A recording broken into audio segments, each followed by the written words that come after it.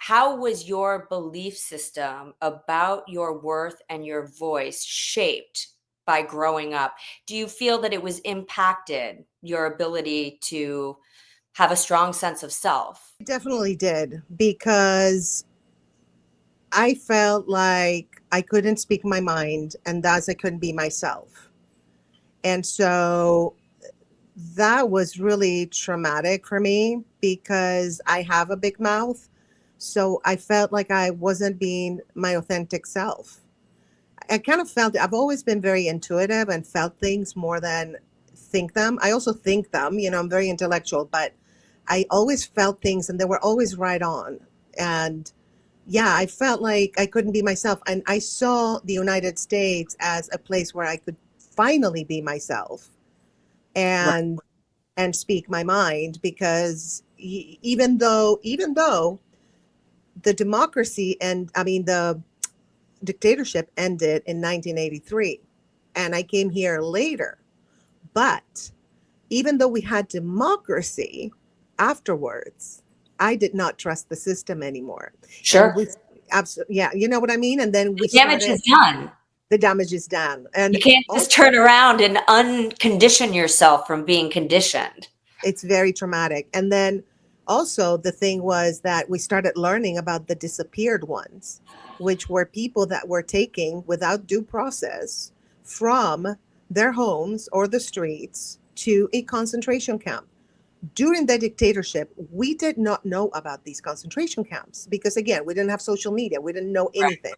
We suspected something was off because people started disappearing. And so once I started learning about all that, I was like, oh my gosh, I don't feel safe in this country at all, because a country that does this once can do it again. And Right. so I was like, I gotta flee. I gotta go. I gotta be safe. And I found a way to be here in the United States. I was going to come through work, but a friend of mine introduced me to her brother, and we became friends. We wrote to each other every day, and we talked on the phone a lot. And so after like a year or two, we got married, and I came here, and I didn't know if I was going to go back home, because it's very hard to move from all the way from Argentina to the United States, like with two bags and a dream. Right. Everything. And my parents had a beautiful house with a pool. So I was leaving literally from riches to rags Right. to a But whole different country that I've never been to, by the way. right. Hmm.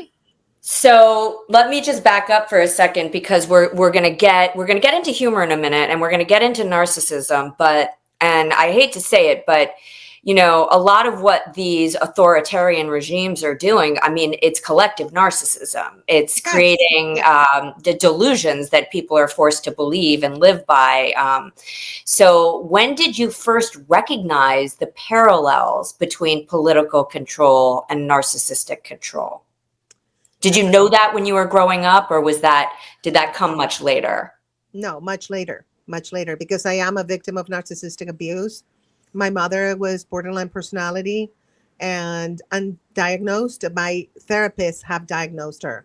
So I suffered narcissistic abuse, even though I adored my mom and I was friends with her until the end, and I protected her and, did everything I could to give her light, because she had a lot of sadness in her and darkness because of her mental illness, I think, and probably what she lived through as a kid, and not just the family, but the situation in her country. So, yeah, so I've been like, the last few years, I've been like, oh, so they can do that collectively. Like in a cult. A cult is the typical example of how it would be narcissistic abuse, because you follow the leader and whatever the leader says is right. Like they're quote unquote God.